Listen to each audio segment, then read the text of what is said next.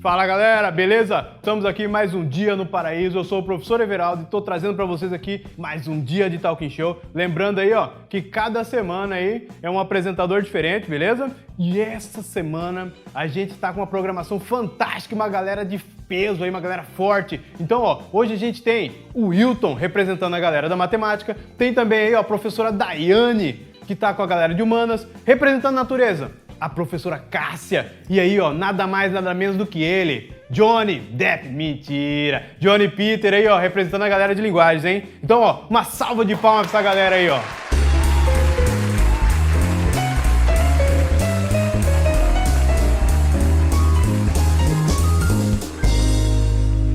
Fala galera, tudo bem? Vocês estão gostando? Olha só, hoje, para apresentar nosso quadro aí, ó, de Minha Área, Minhas Regras, a gente trouxe aqui a professora Daiane, beleza? Então, ó, roda a vinheta.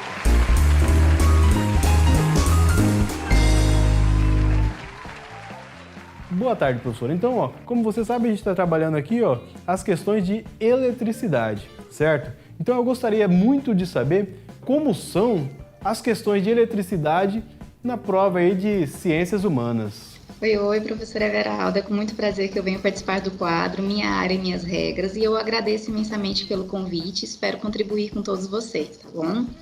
Então, o tema que vocês e sua equipe escolheram é um tema extremamente importante, interessante, né? Sem dúvida é um tema que cai muito nas provas de Enem e vestibulares do Brasil, e dentro da área de Ciências Humanas, eu quero destacar 3 temas sobre a eletricidade. Tá? O primeiro deles é um tema um pouco mais voltado para a geografia, que é a questão das matrizes energéticas, produção de energia, fontes de energia e tudo mais. O segundo tema, nós vamos falar um pouco sobre os avanços da comunicação, que é um conteúdo um pouco mais sociológico, traz esse aporte social em si. E por último, a segunda revolução industrial, onde a gente pode estar caracterizando tanto os aspectos históricos, tanto os aspectos geográficos deste tema que é a eletricidade. Tudo bem? Entendi, professora. Então, lá a eletricidade não é tratada só na parte de geografia, mas sim também na história, sociologia, certo? Eu vi você falando do terceiro tópico que diz respeito aí à Revolução Industrial, certo? Mas aí trata como? Da parte histórica? É isso mesmo? Isso aí, professora Everaldo. Realmente a gente consegue fazer essa ligação dos temas históricos também com o tema da eletricidade, né? Principalmente quando a gente discorre sobre a segunda Revolução Industrial. Né? Sem dúvida, a eletricidade ela foi um grande pontapé nessa revolução. Né? E para isso, eu vou fazer um pequeno recorte temporal sobre esse tema para explicar melhor para os nossos alunos como que teve a participação da eletricidade na segunda Revolução Industrial. Tá? Vamos começar falando sobre a metade do século XIX, né, que foi quando iniciou a utilização de novas fontes de energia, conhecidas como o petróleo e a eletricidade. Né? Essas duas importantes fontes de energia, elas seriam responsáveis pelo grande salto no desenvolvimento da humanidade, quando a gente faz a ligação dos tempos remotos aos dias de hoje, tá?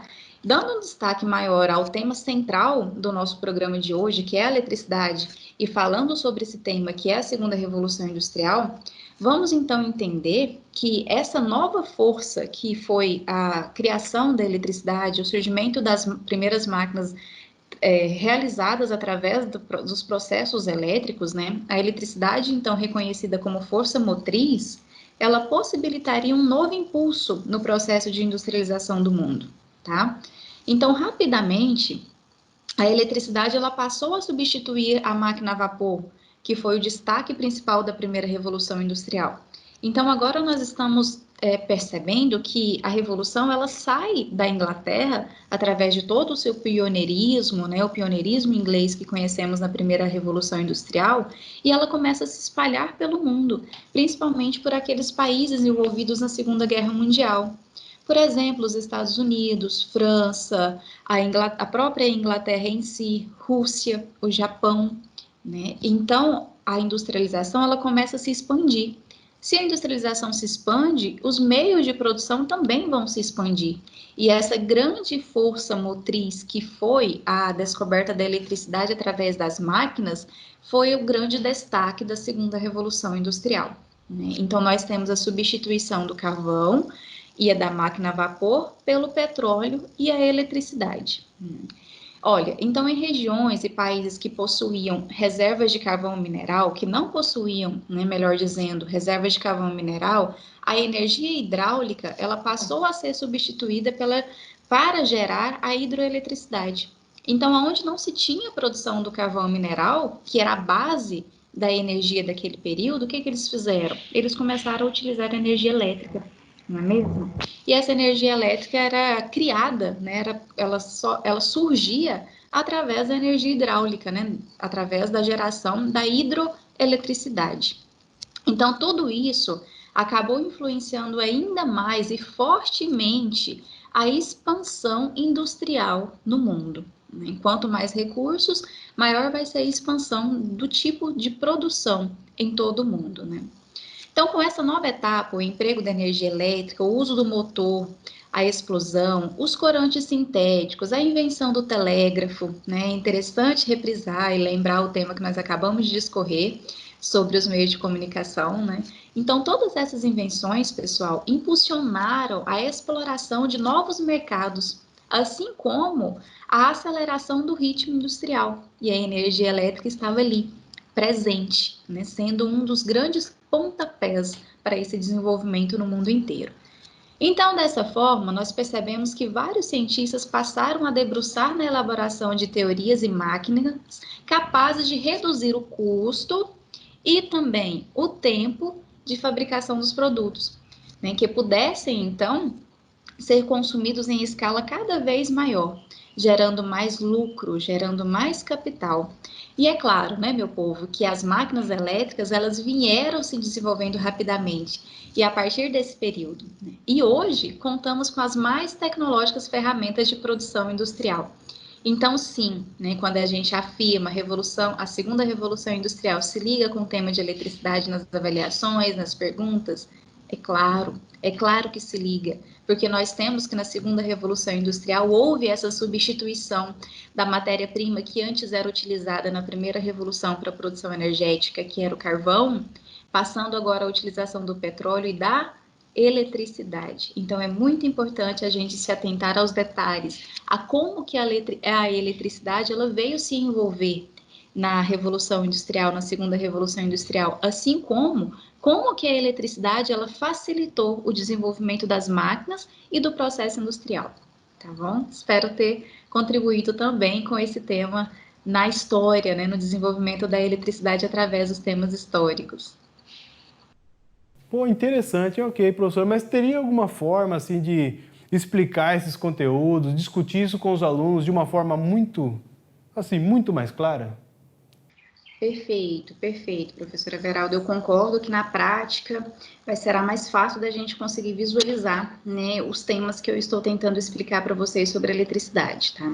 Então, eu vou fazer uma explicação por partes. Primeiro, eu vou começar com a parte um pouco mais geográfica, tratando sobre as produções energéticas brasileiras, e depois trago essa questão sobre as comunicações, tá? O desenvolvimento das comunicações. Essa parte sobre as matrizes energéticas, a gente pode destacar os dados, as informações recolhidas pelo site do governo federal, empresas de pesquisa energética. Tá lá, a gente consegue abordar e entender melhor sobre esse tema. Iremos perceber, pessoal, que a energia, ela vem de um conjunto de fontes que forma a chamada matriz energética, ou seja, ela representa o conjunto de fontes disponíveis de um país, de um estado, do mundo. Para quê? Para suprir a necessidade, para suprir a demanda de energia, tá bom? Então, muitas pessoas, através dessas informações, acabam confundindo a matriz energética com a matriz elétrica. E isso é um grande perigo, tá? Porque elas são extremamente diferentes. Vou explicar um pouquinho sobre isso. Enquanto a matriz energética representa o conjunto de fontes de energias disponíveis para movimentar, por exemplo, carros, comida, o fogão, gerar eletricidade, e assim, entre outros exemplos, a matriz elétrica ela é formada pelo conjunto de fontes disponíveis apenas pela geração de energia. Então, com isso, a gente consegue compreender que a matriz elétrica ela é parte da matriz energética. Tá? Então, essa é a grande diferença das duas matrizes. Então, é muito importante ficar atento a essa diferença no momento de responder as questões, tá? Porque é preciso interpretar corretamente o que está sendo perguntado, porque senão talvez o aluno vai errar a questão simplesmente pelo fato da falta de interpretação, tá bom? Então, falando um pouco especificadamente sobre a matriz energética, a gente vai perceber que no mundo, essa matriz ela é composta principalmente por fontes não renováveis. Exemplo de fontes não renováveis, o carvão, o petróleo, o gás natural, tá? As fontes renováveis, como por exemplo a energia solar, a eólica e a geotérmica, elas juntas, elas vão corresponder a apenas 1,6% da matriz energética mundial. Se a gente somar elas com a participação da energia hidráulica, da biomassa, as renováveis, elas totalizam apenas 14%. Já falando um pouquinho sobre a matriz brasileira, vocês vão conseguir entender que é bastante diferente. Apesar do consumo de energia de fontes não renováveis ser maior do que as de fontes renováveis, usamos mais fontes renováveis do que o resto do mundo. Isso é muito importante, pessoal. Somando lenha, carvão, vegetal, a energia hidráulica e derivados de canas e outras energias renováveis, a nossa reserva de energia renovável totaliza 42,%, que é quase a metade da matriz energética. Então, isso demonstra que a matriz energética brasileira ela é bem mais renovável do que o do restante do mundo, tá? E isso é muito importante vocês ficarem atentos a esses detalhes sobre a matriz energética brasileira e mundial. E nunca esquecer que matriz energética é diferente de matriz elétrica. Tanto que a matriz elétrica ela é um derivado da matriz energética, tá bom? Obrigado, professora, pela sua participação. Tenho certeza que os alunos adoraram e espero lhe ver em breve, tá? Então é isso, professor Everaldo, que eu tinha para contribuir com vocês com o tema eletricidade diante da área de ciências humanas. Espero ter contribuído com a nossa garotada aí diante das provas do Enem e vestibulares do Brasil, tá bom? E fica aqui a minha dica, de realmente inteirar sobre as perguntas, prestar atenção no momento da interpretação, o que cada pergunta realmente está pedindo para o aluno, Eu acho que isso é bastante importante, porque um tema, ele se liga a todas as áreas, como a gente está vendo, Então, um abraço forte e até a próxima oportunidade. Obrigada novamente pelo convite.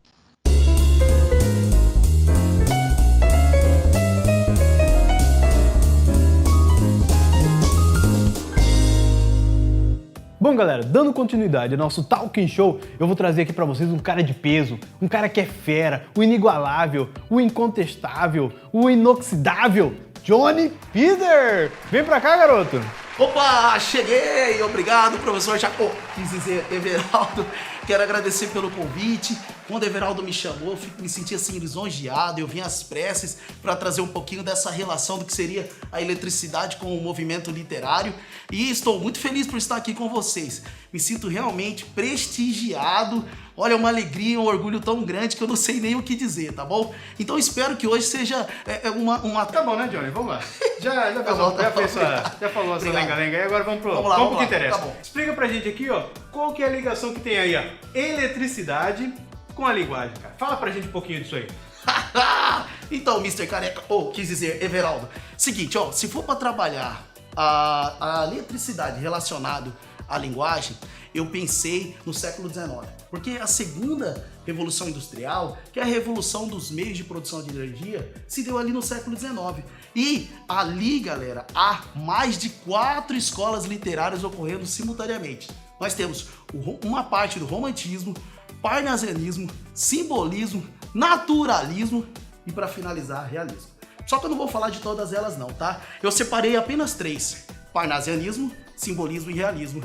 E venham conosco entender um pouquinho dessa disciplina. Então, solta a vinheta aí. Valeu!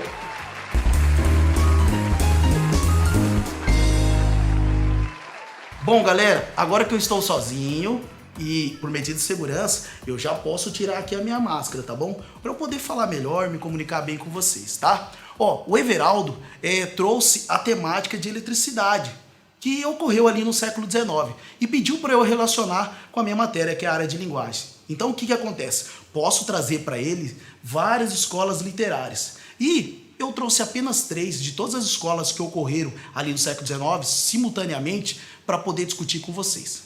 A primeira escola é o parnasianismo. Depois vem o simbolismo e, por último, e não menos importante, temos ali o realismo, tá bom? Todas as escolas ocorreram no século XIX e no Brasil, tá bom? Vamos falar da primeira, parnasianismo? Bom, parnasianismo, ele tem a ver com Parnaso, que era uma montanha na Grécia, onde o Apolo, que é um deus, ele tinha ali um espaço onde ele vivia com as musas, segundo a mitologia grega, tá bom? E por que o nome parnasianismo? Parnaso tem a relação com a literatura. Gente, Deus, ele é perfeito. Então, trazer essa nomenclatura do parnasianismo e do Monte Parnaso, os grandes escritores pensaram em trazer essa ideia para justificar uma escrita perfeita. Então, essa é o motivo pela qual escolheu-se o nome parnasianismo, que vem de Parnaso. Mas vamos lá. Bom, galera, quais são aí as características do parnasianismo? Eu coloquei algumas aqui para vocês, ó. A principal característica é a arte pela arte. Toda a produção, toda a poesia parnasianista, nós temos ali uma escrita que não valoriza apenas a estilística e não valoriza também o tema, valoriza apenas a poesia. Então o que nós temos? Uma obsessão pela forma. E aí, galera, aqui no Brasil, nós temos aí grandes principais representantes. E no Brasil começou também com a publicação da obra Fanfarras, que foi de 1882, já tem um tempinho. Bom, e aí, galera, quem são seus principais representantes no Brasil? Nós temos Raimundo Correia e temos também o Olavo Bilac. Bom, esses caras escreviam cultuando a forma, cultuando a rima, cultuando a estética, a métrica, a valorização era na versificação. Então, galera, esse tipo de construção era muito comum para os parnasos, tá bom? Bom, galerinha, agora, olha só, trouxe aqui para vocês, ó, o simbolismo. O simbolismo, como o próprio nome diz, a discussão é outra, tá bom? Para os simbolistas, o objetivo não é apenas a arte pela arte, não é apenas a forma. Os simbolistas, eles são subjetivos. Quando nós vemos uma poesia simbolista, parece que você está dentro de um sonho. Há uma obsessão pela morte e a obsessão também pela mulher amada.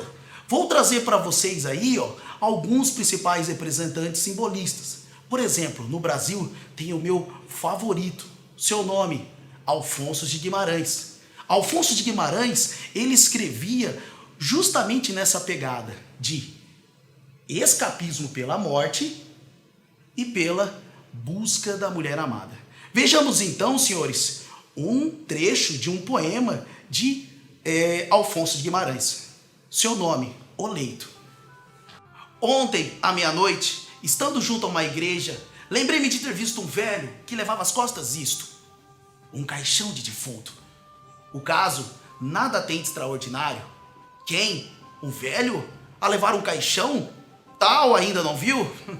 É um fato quase diário em qualquer bairro de uma capital. Mas é que ia de modo tal curvado para o chão, ia falar tão baixo, tanto, que manso e trêmulo de espanto, fui seguindo a seu lado. Disse-lhe assim: talvez seja demência que guie os passos todos que tu desça, ou és então, na mísera existência, um miserável bêbado talvez. O olhar fito no chão como desfeito, em sangue, o velho sem me olhar seguia, e eu ouvia-lhe a única frase que dizia: vou levando o meu leito. Alfonso de Guimarães. Galera, vamos falar agora sobre a última escola literária. Dá uma olhada aqui, ó. Realismo. Bom, o realismo, ele surgiu no Brasil também no século XIX. E ele surgiu ali com a publicação do livro Memórias Póstumas de Brás Cubas. Adivinha quem publicou? Ele mesmo, Machado de Assis, um dos maiores representantes do realismo no Brasil. Machado de Assis, aquele mesmo que escreveu aquele conto que nós lemos em sala, chamado A Cartomante. Lembra do trio amoroso? Camilo, Vilela e Rita. E o texto termina tragicamente infelizmente, com o assassinato por conta de um adultério, tá bom? E temos também, senhores, ali, ó, a presença de uma das principais características do realismo.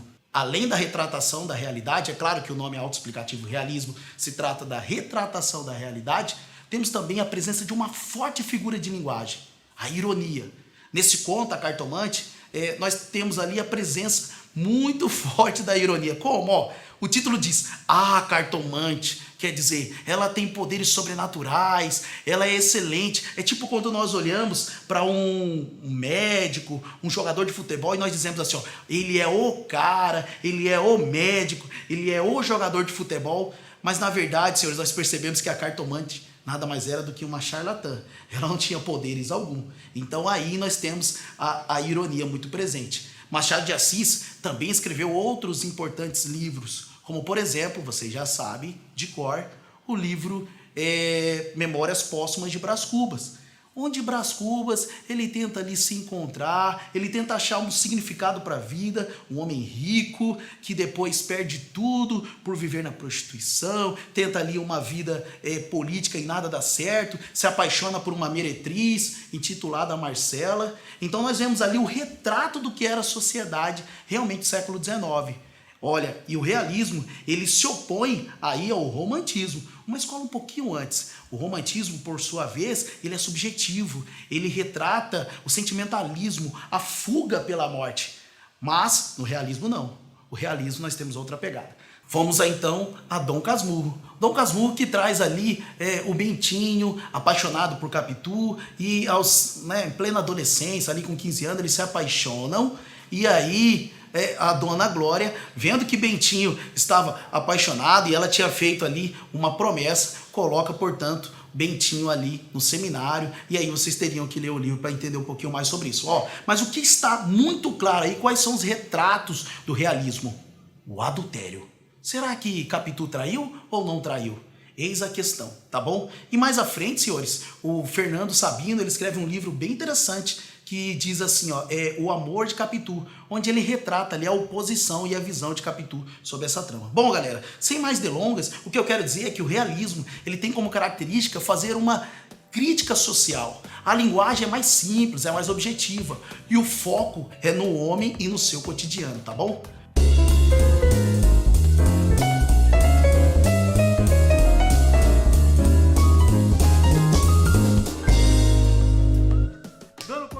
Aqui é o nosso Talking Show. Agora vem um cara de peso aí, ó, representando a matemática, o Wilton Carneiro, o mago da matemática. Vem pra cá, garoto! E aí, velho? Fala, meu irmão, não pode, galera. Nesse momento, não. Então, ó, posso chamar de Will? Cara, na realidade você deve, que o meu nome de verdade é Will.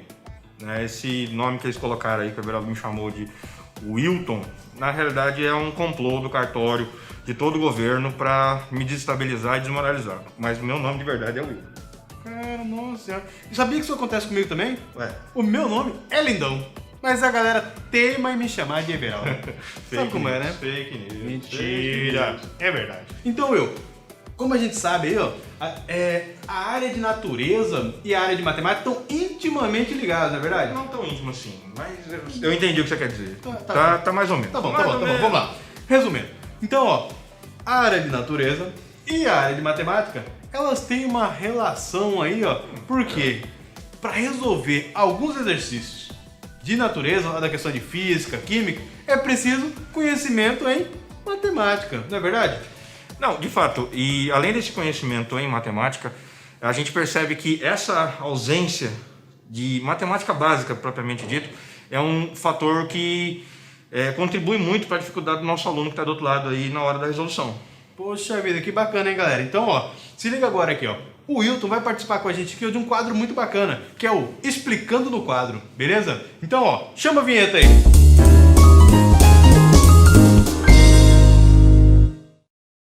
Muito bem, senhores, já que eu estou sozinho, Everaldo não está mais comigo, nem os cabelos dele, eu vou tirar a minha máscara. Então, eu vou trabalhar com vocês uma questão do Enem de 2016, do Caderno Azul, questão 47, beleza? Essa questão, ela fala bastante de energia e tem alguns passos que você tem que seguir. Primeiro, tem toda a interpretação física. Eu não vou entrar muito no mérito, porque eu sei que você já viu isso com o Everaldo nas aulas. Então, eu vou tentar pegar essa parte de matemática básica, mostrar aqui para você, aqui do lado, e tentar te mostrar aonde poderia dar algum erro, aonde poderia dar algum problema, caso você tivesse algum déficit em matemática básica. Beleza? Questão na tela. A usina de Itaipu é uma das maiores hidrelétricas do mundo em geração de energia, com 20 unidades geradoras e 14 mil megawatts de potência total instalada. Apresenta uma queda de 118,4 metros e uma vazão nominal de 690 metros cúbicos por segundo, por unidade geradora. Essa informação é muito importante, tá? O cálculo da potência teórica leva em conta a altura da massa de água represada pela barragem. A gravidade local, esse é um dado que muito bom que o exercício já coloca pra gente, a gravidade local é 10 metros por segundo ao quadrado. Se ele não falasse nada, você ia colocar 9,8 metros por segundo ao quadrado, beleza? E a densidade da água é igual a 1.000 quilogramas metros cúbicos. Aí ele afirma, a diferença entre a potência teórica e a instalada é a potência não aproveitada. Qual é a potência em megawatts não aproveitada em cada unidade geradora de Itaipu? De novo, qual é a potência em megawatts não aproveitada em cada unidade geradora de Itaipu? Beleza? Eu vou dividir essa questão com vocês em 3 passos. Tá? O primeiro passo, eu vou calcular quanto é a potência em cada uma das turbinas, melhor dizendo. O exercício me falou que eu tenho 20. E para calcular isso, é simples. Eu vou pegar os 14 mil megawatts que o exercício já me deu e vou calcular e vou fazer a divisão por 20. Então, vai aparecer aqui do meu lado, P total ult. O que é P total ult? P total ult é a potência total útil, beleza? Vai ser igual a 14 mil megawatts, que está aqui em cima, dividido por 20. Aqui poderia gerar o primeiro problema para você, porque a gente tem divisão de potência de base 10, matemática básica, lá do ensino fundamental. Você conseguia fazer? Você ia dar conta de resolver isso? Eu espero que sim. Se não tiver, você já sabe o que você tem que trabalhar e o que você vai ter que revisar, beleza? Então vamos lá. 14 mil dividido por 20, a gente vai ter o quê? 700 o quê? Qual que é a unidade de medida do 14 mil? Não é megawatts? Então, o resultado da minha conta vai ser 700 megawatts, beleza? Então, esse é o primeiro passo que eu vou estar trabalhando com vocês. Deixa esse 700 aí guardadinho, deixa ele aí bonitinho, que a gente já volta nele. Segundo passo. Agora, eu vou calcular a potência total apenas. Tá? Aqui eu calculei a potência total útil, aqui a potência total. Para isso, o que eu vou fazer? Eu vou usar essa fórmula da potência aqui, ó. P igual a M, que multiplica G, que multiplica H. G, o exercício me dá. E o H, o exercício também me dá. Só que o exercício, ele não me dá o M. O que é o M? É a massa. Como ele não me dá a massa, eu posso ter uma certa dificuldade na parte de interpretação. Só que aí, você ia fazer uso dos conhecimentos que você aprendeu lá nas aulas de física e buscaria aqui, pelos dados que o exercício me deu, falando de densidade e também da vazão, eu tenho como calcular a massa. Eu teria que lembrar que densidade é igual a massa sobre o volume. D é igual a M sobre V. Mas não falou volume ali, mas falou de vazão. Volume e vazão, nesse contexto, é a mesma coisa. Beleza? Então, vamos isolar o M aqui, ó. No caso, o V está dividindo, vai passar multiplicando. E a gente vai ter esse cara aqui, ó, M igual a D vezes V, beleza? Então, no lugar do M, aqui na minha fórmula, eu vou substituir por dV. Então, a minha conta vai ficar o seguinte, ó, P é igual a D que multiplica V, que multiplica G, que multiplica H. Todos esses dados, melhor dizendo, o exercício já me dá. Então, é só fazer a substituição. O dV que está aqui, no caso aqui, é a densidade o exercício me deu. Só que eu vou substituir aquele 1000 que o exercício me deu por 1 que multiplica 10 à terceira. Tá? O V que o exercício me deu lá como sendo a vazão, eu vou colocar no lugar desse Vzinho que está multiplicando aqui. G é a gravidade, o exercício também já me deu, que é 10, e H é 118,4, que é a altura. Beleza? 118,4 metros. Fazendo essa conta aqui, ó, eu vou obter esse número grande aqui, ó. 816960 vezes 10 à terceira watts. Aí, é aqui que poderia dar um outro problema para você. Porque se você não soubesse multiplicação de potência de base 10, também te traria problema. Também te traria problemas, porque você precisa dessa informação aqui para fazer um gancho lá nas aulas de física e lembrar disso daqui, ó. 10 à terceira equivale a quilo, no caso, kilowatt. E 10 à sexta equivale a mega, no caso, megawatt. Como o exercício está trabalhando tudo em megawatt, como é o caso aqui, ó, eu vou usar 10 à sexta. Como que eu faço para transformar 10 à terceira em 10 à sexta?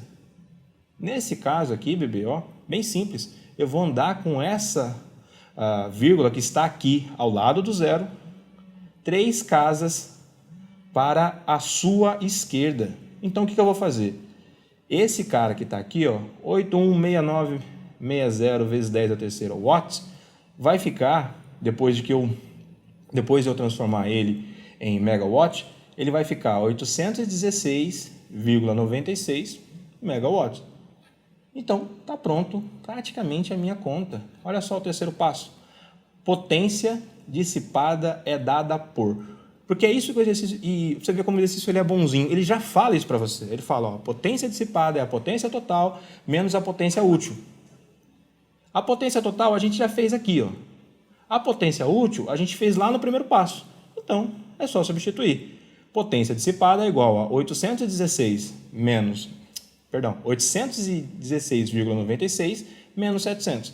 Fazendo a continha aqui, e aqui no caso é matemática mais básica ainda, eu espero muito que você não tenha dificuldade com isso, eu vou ter esse valor. Potência dissipada é igual a 116,96.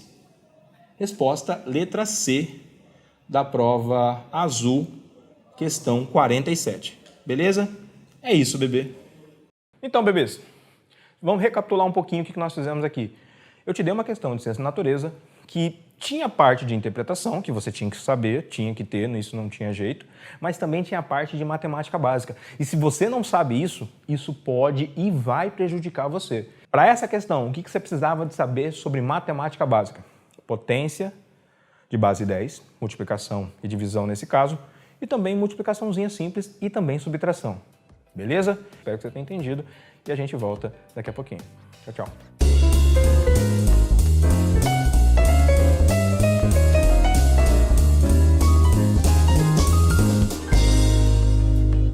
Estamos de volta aqui com o nosso talk show e agora a gente vai receber ela, a Mulher Maravilha aí da natureza, Cássia Cristina Barbueno. Vem pra cá, Cássia!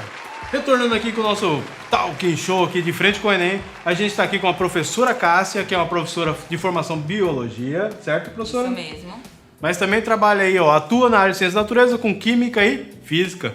Como é que tá sendo esse trabalho aí, estudando física, apresentando, dando aula de física aí pra galera? Bom, Everaldo, eu vou confessar pra você que no início eu fiquei apavorada com essa nova experiência, mas agora tá mais tranquilo, já tô conseguindo dominar o conteúdo e tô até gostando. Achava que não ia fazer bem, não ia gostar disso, mas tô gostando de física também. Que bom, hein? Porque eu tô sofrendo bastante aí com biologia e química, hein? Tô tendo que estudar muito, galera. Beleza? Então, chamei a Cássia aqui para trabalhar um quadro bem bacana para vocês, certo? Eu acho que vocês vão gostar, que é a previsão do conteúdo. Qual que é do quadro? Ó, a gente sabe que no Enem tem muitos conteúdos, muita disciplina, muita área que cai aí, ó. Muita coisa diferente. Então, ó, ela vai explicar pra gente uma pequena parte do que mais tá caindo aí na área de ciência da natureza. Beleza? Vamos lá, Cássia. Chama a vinheta, galera!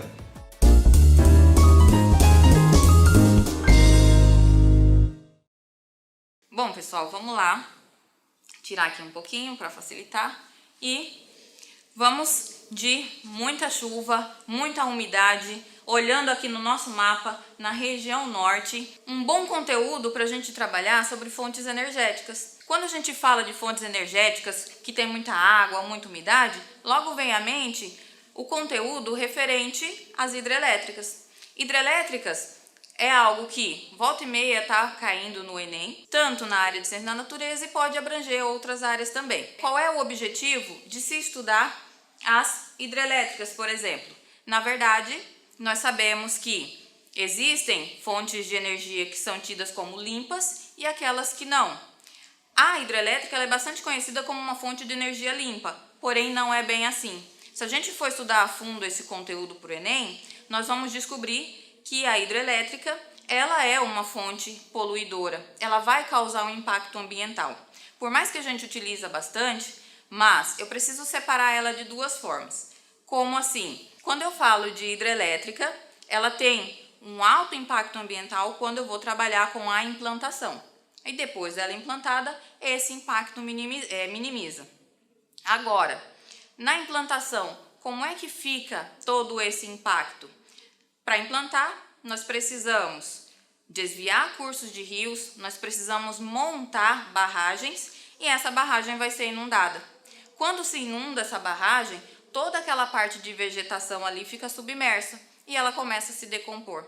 Decompondo, o que vai ser liberado no ambiente?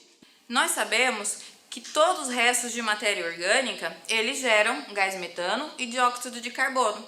E esses são gases poluentes que vai alterar a camada de ozônio, ela vai produzir gases de efeito estufa e assim agravando o aquecimento global. Depois de implantada a hidrelétrica, ela vai ter um impacto menor. Porém, mesmo assim, esse impacto ambiental existe, principalmente no que é relacionado ao curso de Piracema dos rios, onde a reprodução dos peixes vai ficar mais debilitada. Por que isso? Os peixes eles não vão reconhecer aquilo dali como um ambiente natural, é um ambiente modificado.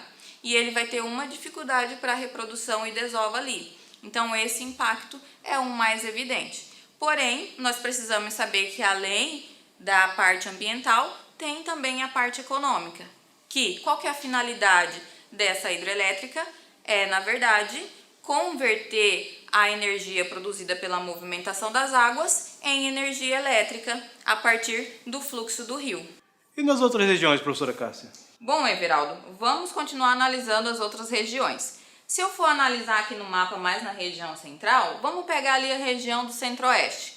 No centro-oeste, temperaturas altas, muito calor, ideal para a gente trabalhar com conteúdo de termoelétrica. A termoelétrica, ela é uma fonte de energia que gera muita polêmica para a gente. Por quê? Acredita-se que o impacto causado por essa implantação vai ser muito grandioso. É um tipo de fonte que ela tem um recurso muito caro. Por quê? Por que ela é tão cara assim? Eu vou precisar, na maioria das vezes, a utilização de carvão mineral. O carvão mineral, ele vai servir como matéria-prima para combustão e essa combustão de energia térmica vai ser convertida em energia elétrica. Porém, como eu já havia dito antes, é uma matéria-prima muito cara e isso daí fica um pouco inviável.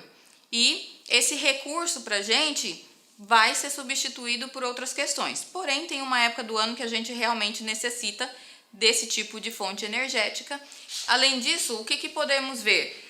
Que esse tipo de energia, além de ser cara, ela vai causar um grande impacto ambiental, principalmente na atmosfera. O que a gente precisa saber? Que se eu estou queimando carvão mineral, eu estou gerando gases e esse gás acaba indo para a atmosfera. E se tem energia térmica envolvida aí, eu também vou ter um acréscimo de temperatura. A temperatura ela vai ficar mais quente. Então, acaba que inviabiliza esse tipo de energia e a gente sofre um grande impacto ambiental nesse sentido. E agora, Everaldo, vamos puxar um pouquinho lá para a região do Nordeste, olhando ali já mais para a ponta do nosso país, uma região que tem muito vento, tem muito sol, um ambiente propício para a gente trabalhar com outras duas fontes energéticas. Uma delas, energia eólica, e a outra, energia solar. Tá, essas duas, elas são avaliadas por alguns pesquisadores como as meninas dos olhos do Brasil. Por quê? Ambiente de muito vento, propício para a gente trabalhar com a energia eólica, feita através de cataventos que giram e vão fazendo a rotação de turbinas, e essa rotação de turbinas gera uma energia mecânica convertendo em energia elétrica. E de contrapartida, a energia solar, a gente pode também estar analisando, e nosso país, em todo o território, bastante sol, bastante luminosidade, ideal para a gente trabalhar com placas solares. É um tipo de energia, no caso a energia solar, que a gente trabalha com placas voltaicas, ou seja, eu vou converter a energia provinda do sol em energia elétrica e também energia térmica. Porém, tanto uma quanto a outra, nós temos problemas referente a isso. No caso da energia eólica, o que a gente pode ver? Temos impacto ambiental? Temos, só que é mínimo. Porém, quais são esses? Eu tenho impacto ambiental que vai me gerar uma poluição sonora, no caso dos aerogeradores, e com essa geração de ruído eu posso estar espantando alguns animais ali, possivelmente. E de contrapartida, tenho também as aves migratórias, que passam por aquela região e elas vão acabar saindo dali. Se mesmo assim continuar passando, nós podemos sofrer com as mortes de aves passando naquele local. Já as placas solares, o que nós temos? Nós temos um grande custo de implantação e, na verdade, o que acontece? Nós acabamos gerando menos energia do que nós pretendíamos e ainda ela é ineficiente no caso de quantidade significativa de energia. Mas a gente está caminhando para uma melhora. Atualmente está bem melhor do que quando começou e a gente vê que no futuro está bem promissor aí. Então são duas fontes de energia que é bastante aceita em nível nacional. Bom, e descendo aqui um pouquinho mais no nosso mapa, olhando aqui a região sudeste, bastante úmido o clima, um pouquinho mais ameno, um pouquinho frio. O que a gente pode trabalhar com isso? Referindo a fonte de energia, vamos trabalhar biomassa. Isso daí top de linha pra gente, porque conteúdo que tá aparecendo nesses últimos anos do Enem. Mas o que é biomassa? Biomassa é todo o composto orgânico que eu vou utilizar para formar uma fonte de energia. A biomassa não é uma técnica recente. Se a gente for pensar, ela é uma técnica bem antiga. A nossa lenha de cada dia é uma biomassa e é já utilizada há milhares de anos. E a biomassa, ela vem já se atualizando, e uma que a gente utiliza bastante é o caso do etanol. Nosso etanol, que é feito da cana-de-açúcar, é produto de biomassa e ele é utilizado como fonte de energia. E o que a gente precisa saber? Que por mais que é uma fonte renovável, sustentável, nós sabemos que tem um impacto envolvido aí. E a gente precisa se preocupar com isso. Porque se eu for utilizar essa fonte de energia para combustão, ela vai gerar gases poluentes. Isso daí vai agravar o aquecimento do planeta e vai dificultar a vida de todo mundo com o excesso de gases poluentes na atmosfera. Mas ela é mais limpa do que os outros, por quê? Porque tudo que é produzido a partir da biomassa, vamos pegar o exemplo da cana-de-açúcar, que para ser produzida eu preciso plantar. E essas plantas, no caso a plantação de cana, ela vai fazer o resgate de CO2 da atmosfera, minimizando esse impacto. E depois, na hora da queima, ela não vai liberar tanto CO2 assim quanto os combustíveis fósseis. Então é um fator positivo, porque o que ela vai gerar de contaminante, de poluição na atmosfera, ela consegue resgatar um pouco. E é algo que vai ser promissor para a gente também, como fonte de energia. E eu consigo, com a biomassa, fazer a conversão dela também para a energia elétrica. E agora, vamos descer mais um pouquinho e vamos olhar aqui no sul do nosso país. Olhando no sul, vejo bastante nevoeiro para hoje, bastante fumaça. E isso daí me lembrou uma coisa. Dá para a gente trabalhar nesse sentido? Energia nuclear. Nossa, esse nome chega assusta, não é verdade? Quando fala de energia nuclear, a gente já lembra de bomba atômica e tudo mais. Porém, ela não é só vilã assim. O que a gente precisa analisar quando fala de energia nuclear? Eu vou trabalhar com átomos. Como? eu vou fazer fissão de núcleo atômico, eu vou dividir esse núcleo atômico para gerar energia. E isso é um ponto favorável. Com isso, eu preciso de menor espaço para poder produzir, eu vou precisar de menos estrutura e o átomo energizado, desestabilizado, ele vai gerar uma grande quantidade de energia.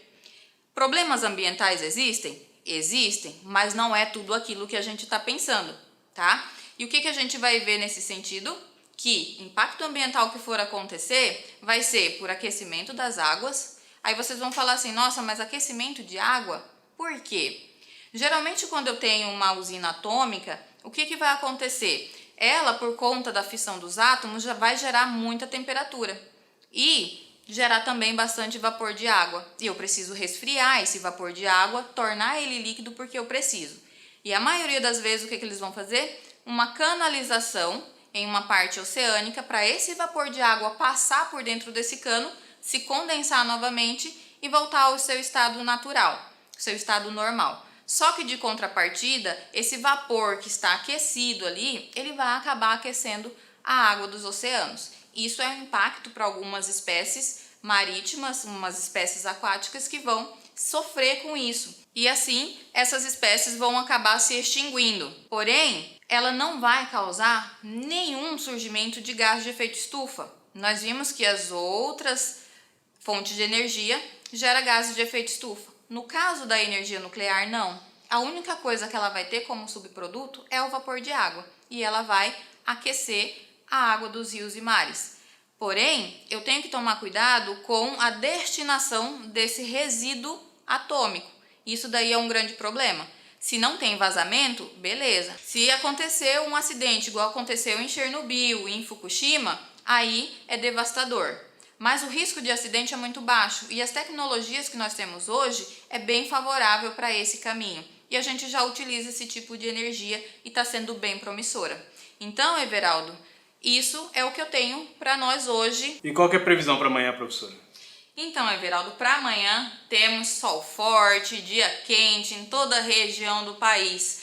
Um dia essencial e importantíssimo para a gente trabalhar com biodigestores. O que é isso? Uma técnica que não é nova, porém, nesses últimos anos ela vem ganhando bastante espaço. O que é isso? O que é um biodigestor?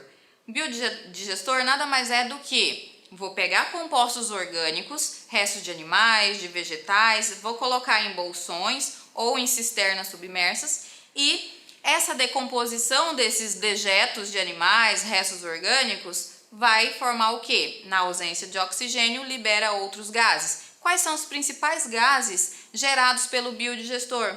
CO2 e gás metano, que são os vilões do quê? Nosso aquecimento global. Então, eu já tiro grande parte desses gases da atmosfera e utilizo como fonte de energia.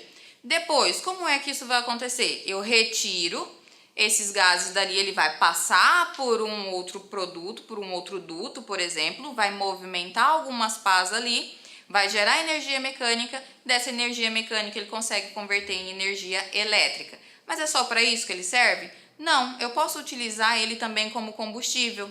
Para a fabricação de ração, por exemplo, em fornos, eu consigo várias alternativas quando se fala biodigestor.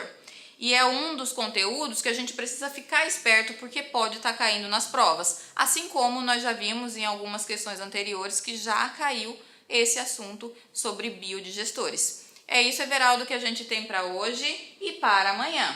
Obrigado, Cássia. Então, galera, como vocês viram aí, ó, esse assunto aí de geração, consumo de energia tá bem recorrente aí nos vestibulares, nas provas do Enem. Então é bom ficar ligado, hein? E se liga numa coisa bacana aqui, ó. Sabe quando acaba a energia? Ou melhor, quando falta água lá no sudeste, no sul do país, e de repente, por algum motivo, você fala, nossa, aumentou o valor da fatura de energia. O que acontece?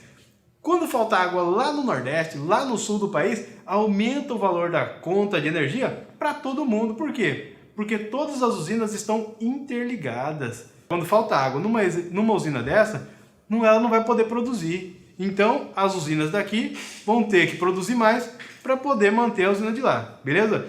Esse foi o nosso quadro Previsão dos Conteúdos com a professora Cássia. Obrigada, Everaldo. Obrigado, Cássia.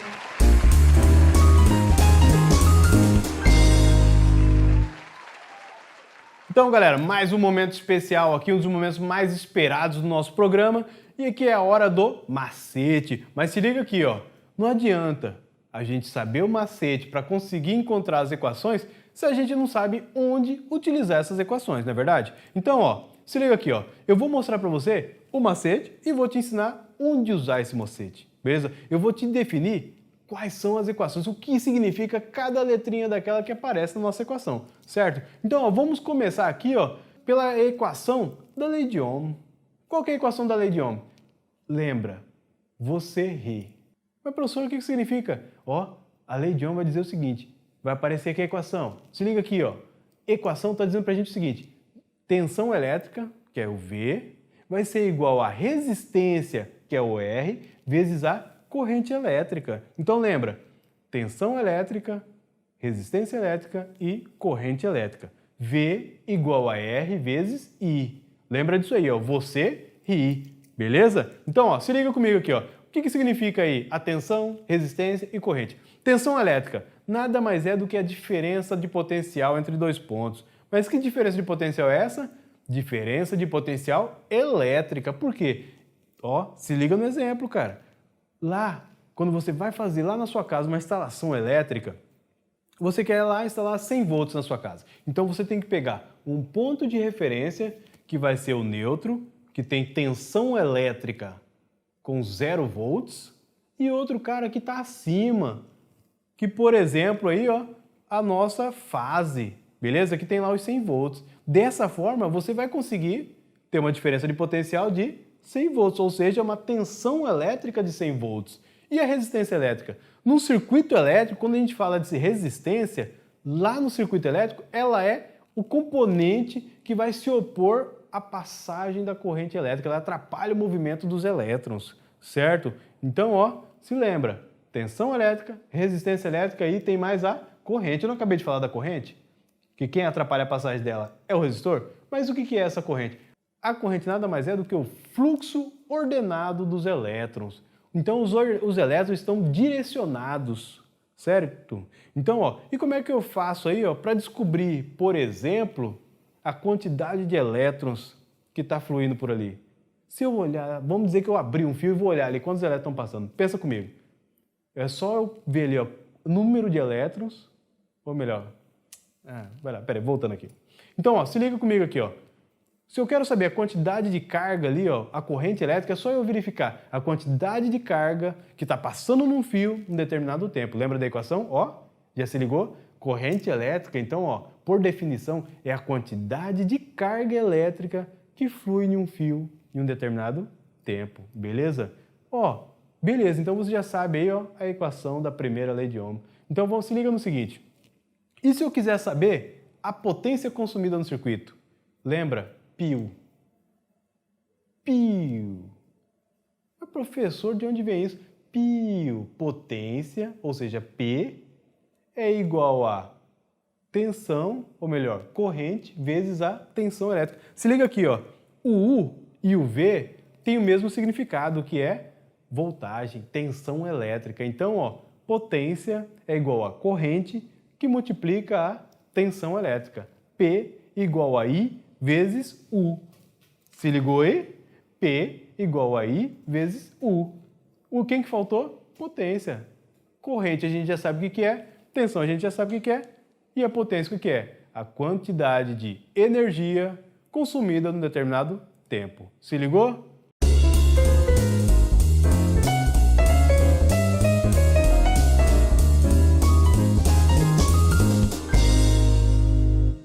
Então, galera, agora tem uma parte muito legal aqui na nossa programação, que é a hora do desafio, beleza? Eu ouvi desafio? Eu quero participar desse desafio. Melhor ainda, eu quero fazer esse desafio com vocês. Posso, Então, Everaldo? a casa é sua, Cássia. Beleza, então bora lá, pessoal. Solta a vinheta.